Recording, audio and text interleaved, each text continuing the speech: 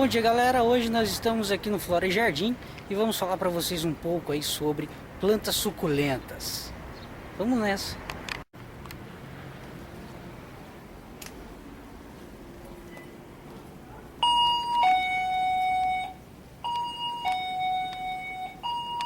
Bom, pessoal, eu estou aqui com a Eliette Zanoni, ela é dona aqui do espaço onde nós estamos, tá? E ela vai falar um pouquinho para vocês sobre o trabalho com as suculentas. Ela não trabalha só com suculentas, ela trabalha com outras plantas também, devido à quantidade, né, de plantas, de pedidos que são feitos pelas pessoas que têm aí esse certo amor, esse certo carinho pelo trabalho com plantas. Então ela vai falar um pouquinho para a gente, especificamente aí, sobre as suculentas hoje nesse programa. Vamos lá. Bom, Eliette, então o que nós podemos falar sobre as suculentas? Daniel, as suculentas são plantas que retêm água. Essas plantas mais carnudas, elas têm essa retenção de água. Então são plantas realmente que não necessitam de muita rega, necessitam do sol, senão elas definham. Tem muita gente que coloca elas na sombra, elas realmente acabam morrendo porque elas necessitam do sol. Então elas têm de tomar pelo menos umas 3, 4 horas de sol por dia ou até ficar no sol pleno o dia todo. Tem umas que são até coloridas, que se ficam na sombra elas vão perdendo a cor. Se você molha muito, elas apodrecem, mas nada que não possa ficar na chuva, elas têm que ficar no tempo. Se chover, não tem problema que molha, mas o que você não pode é realmente todo dia ir lá e colocar água nelas, quando está muito sol, muito calor. Certo, ainda porque elas têm uma variação na coloração delas, né? Sim, é isso que eu falei. Tem umas plantas, tem umas suculentas que você acaba deixando elas mais no sombreado e elas vão perdendo a coloração. Elas vão ficando verde e até morrem mesmo. Por isso que a necessidade delas ficarem em sol pleno até. Legal. Elas realmente tomarem bastante sol. Nós temos muito... Desculpe. Imagina. Essas plantas, então, elas são um tipo de planta que necessita de certo trato, mas elas não necessitam de um trato totalmente diário, né? Então é só de vez em quando que você tem que dispor aí um tempinho para elas, né? Ver como ela tá, se precisa de água, o tempinho de sol, como você comentou. Exato, é porque elas são da família dos cactos, né? Das cactáceas, então é por isso que eu falei. Elas são plantas de muito pouca água. Então, para alguém que não tem muito tempo de tratar do jardim, né, de fazer as melhorias no jardim, os cactos, as suculentas são excelentes para esse tipo de pessoas que não tem muito tempo, não dispõe de muito tempo para estar fazendo o seu jardim, né, adubando. Elas nem necessitam, elas podem ser plantadas numa terra bem pobre de nutrientes, elas não exigem nada de nutrientes praticamente. Então, eu gosto bastante de trabalhar com elas, né? Por causa disso. E ficam muito bonitas. E de todas as suculentas, a maioria delas, da flor, é muito bonita. A muda da suculenta é fácil de você conseguir. Uma folhinha em cima da terra, ela já pega, né? Você já faz uma muda.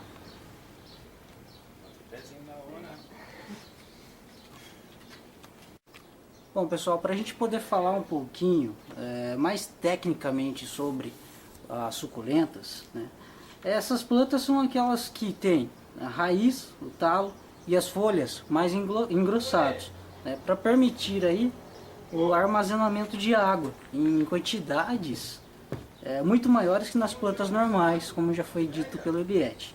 Tá? Essa adaptação ela lhes permite reservar aí líquido durante períodos prolongados.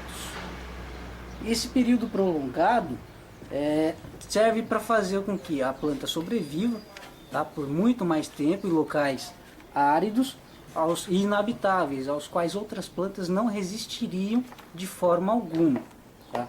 O exemplo mais típico aí é o que eu estou mostrando, são os cactos. Tá? Essas belezinhas aí, tem os talos grossos, né, a capa do seu tecido parenquimático, né, e faz parte aí de um nicho de outras espécies, porque os cactos apresentam aí fenômenos, além de ser idênticos a algumas plantas, eles também têm uma variedade imensa aí na sua forma, né, na sua morfologia. A facilidade dessas plantas, né, é a colonização de ambientes pouco habitados, que recebem aí pouca competição por parte de outras espécies e também tem herbívoros escassos. Tá? Para possibilitar a captação da escassa umidade presente aí no ambiente, muitas suculentas são pubescentes. O que significa isso? Apresentam superfície pilosa, com pelos. Tá? Ao contrário dos cactos, que são aí aculeados, né? Acúleos, no caso, são as folhas transformadas em espinhos. Tá? Esses pelos, eles retêm o orvalho matutino, né? Que tem aí também outras técnicas empregadas para maximizar a retenção da umidade e a redução da superfície em comparação com o volume da planta. Essas plantas elas não crescem muito, dependendo de alguns cactos que podem chegar até 12 metros de altura, como é o caso do cereja mancaru, que o pessoal chama de mandacaru, né? Eles têm aí um tamanho muito pouco desenvolvido. Dessa maneira eles reduzem o processo de perda de água por evaporação, ou também a evapotranspiração do solo, que faz com que a planta aqueça e perca aí sua umidade. Existem também, galera, assim, a questão da quantidade de espécies.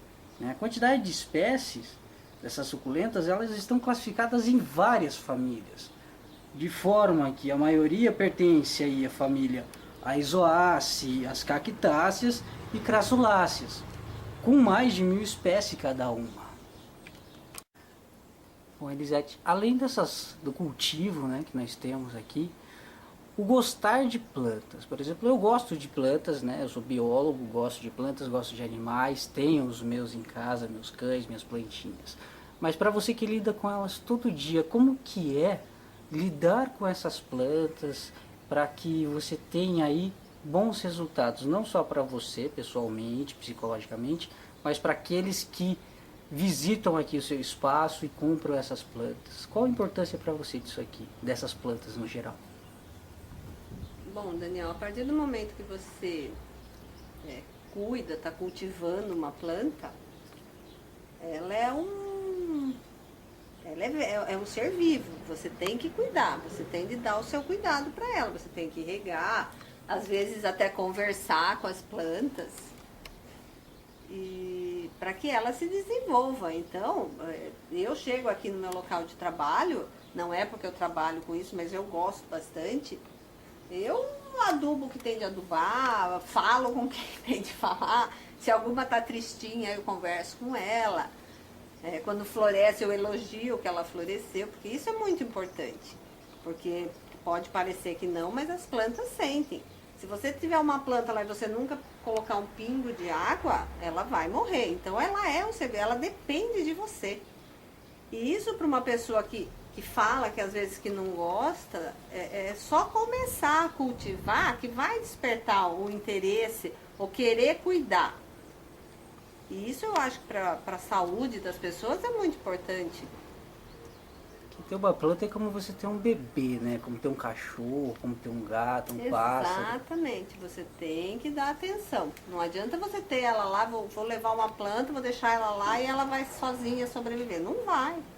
É a mesma coisa, exatamente. Se você não for buscar a sua comida não vai vir atrás de você. Né? Então, realmente elas exigem cuidado para ficarem bonitas e para sobreviver. E falando das suculentas, elas são ótimas, porque além de muito bonita, muito ornamental, elas vivem uma vida inteira você sabendo cuidar. Então ela é realmente uma planta de longo tempo. Para quem gosta, tem gente que coleciona suculenta, cactos, e realmente são muito bonitas. E para o próprio ser humano, para o dia a dia do ser humano, ter uma planta, cuidar de uma planta é muito importante. É muito bom. Perfeito. Muito bom, Elisete. Eliette. Eliette, olha só, eu confundindo o nome da nossa amiga, né?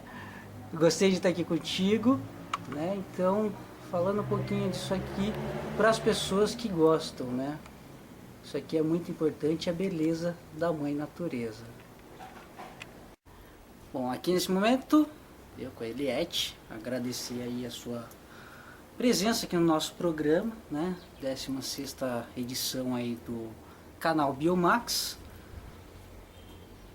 Espero que não tenha te deixado tão nervosa.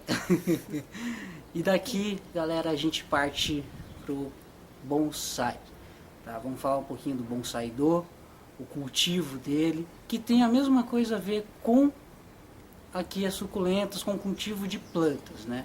Só que tem uma certa diferença. O bonsai ele tem a cultura milenar chinesa e japonesa envolvida com ele, de forma que é uma tradição antiga.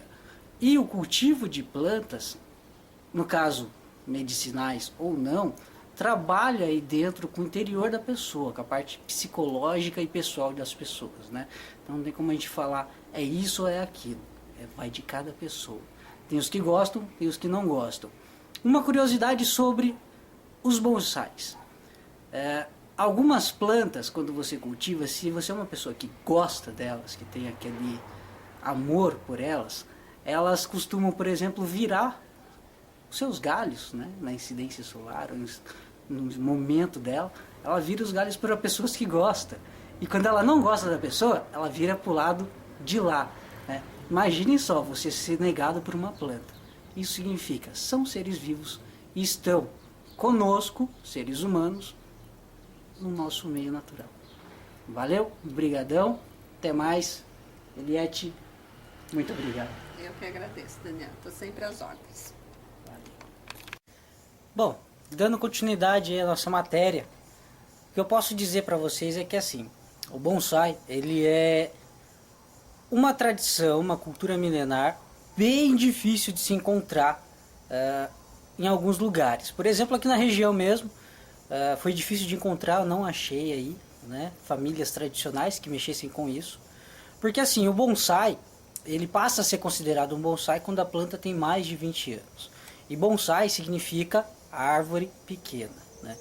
A gente encontra muito aí pré-bonsais, que são aqueles que ainda estão na sua fase de desenvolvimento, a plantinha ainda vai pegar, tá? Então o pessoal acaba aí preferindo deixar que as verdadeiras famílias milenárias, as verdadeiras culturas que são levadas de pai para filho, né, passada de geração em geração, que sejam divulgadas. Então mais para frente eu pretendo fazer aí uma matéria especial referente só ao bonsai, tá? Isso daí, enquanto eu estou procurando um local, uma família que tenha e que siga essa tradição ainda.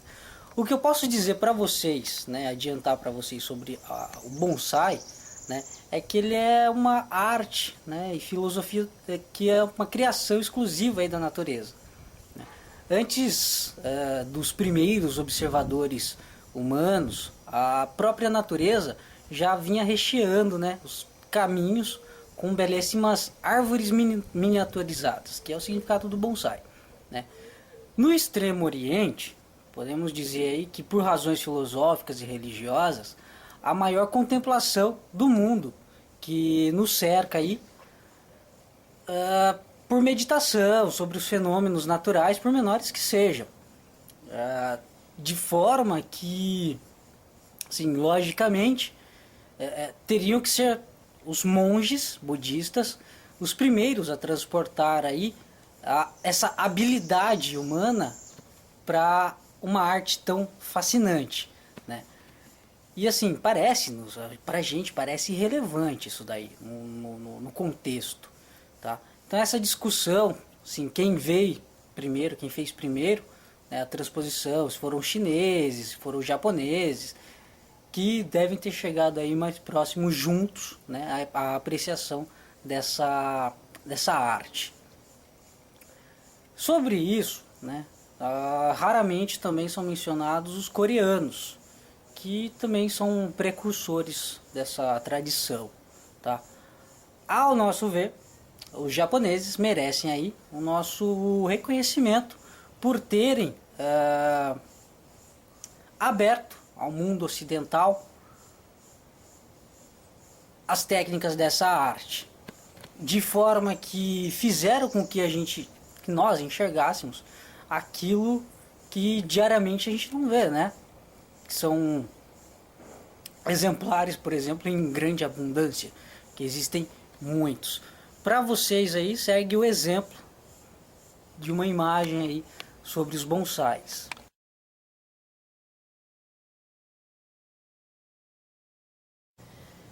A abundância que eu digo dos bonsais, né, está relacionada, por exemplo, a árvores que deveriam ter 30 metros de altura, né, que chegam a ter aí 5, 10, 15, 20, 30, 40 centímetros, 1 metro. Né? E hoje também estão sendo utilizadas aí para fazer os bonsais, árvores, né, plantas frutíferas, né, que acaba sendo aí uma coisa espetacular. Pela sistematização da arte do bonsai por povos orientais, ela traz consigo conotações das filosofias religiosas praticadas há muito tempo naquelas regiões orientais. Assim surge, por exemplo, o conceito do bonsai-do. A palavra do em japonês e chinês, ela significa aí direção, caminho, trajeto, como primeira acepção, né? Ainda estando incluso aí na associação do karatê do, judô, aikido e por aí vai em diante, né? Assim, o bonsai do significaria ao pé da letra direção, trajeto, que é o que ele toma, né? Por exemplo, o crescimento dele, a forma de fazer a planta, né? Toda tortuosa. Então, a direção, o trajeto é o que ele vai ter aí como foco primário, né? Mas a sua interpretação é um pouquinho mais profunda. Significaria aí caminho para o interior do eu. Tá? Então, isso daí entrando um pouquinho mais no relativo interpessoal, pessoal, que é pela arte do bonsai, né? Que seria a circunspecção através da concentração mental, ou ao se trabalhar aí um bonsai. Dessa forma, podemos dizer que é uma terapia ao qual pessoas que têm necessidades como posso dizer, de relaxamento, de se encontrar o seu eu interior, né, de ter aquela paz interior. Isso está ligado, correlacionado aí, principalmente à fitoterapia de cultivo. Então aí você entra com o bonsai-do e nós ligamos automaticamente as plantas suculentas. Ou o cultivo de plantas, jardins, que muitas pessoas gostam aí de fazer naturalmente e outras acabam se adequando ou se encontrando com esse tipo de arte.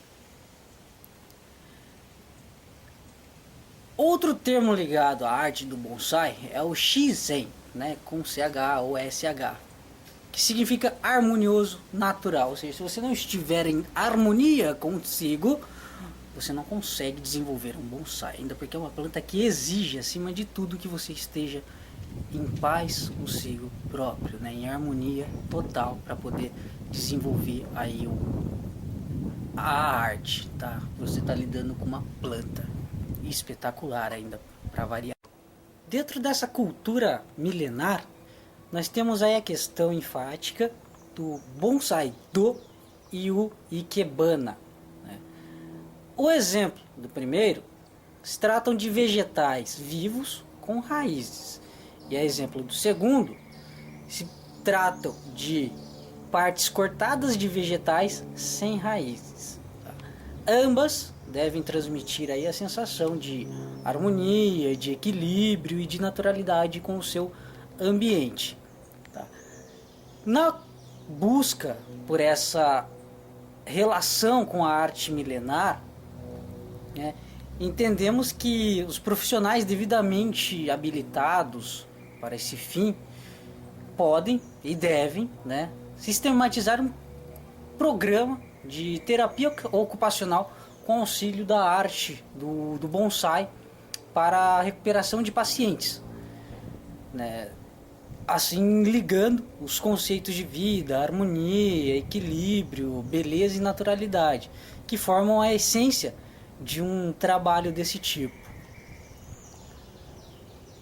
É difícil? É.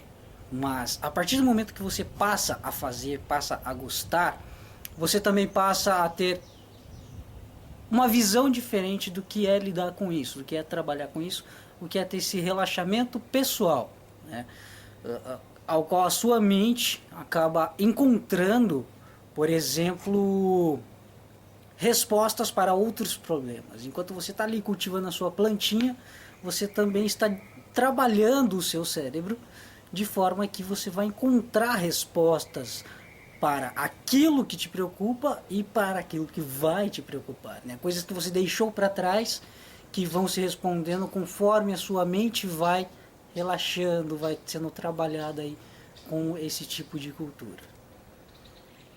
Bom, pessoal, por hora é isso, tá? Eu vou correr atrás, vou ver aí um lugar, uma família que tem aí o trabalho com esse tipo de cultura, famílias tradicionais, que possam falar e mostrar para nós, para vocês, o que são os bonsais e o que é a cultura milenar do bonsai do. Valeu, até o próximo programa. Se cuidem. Paz.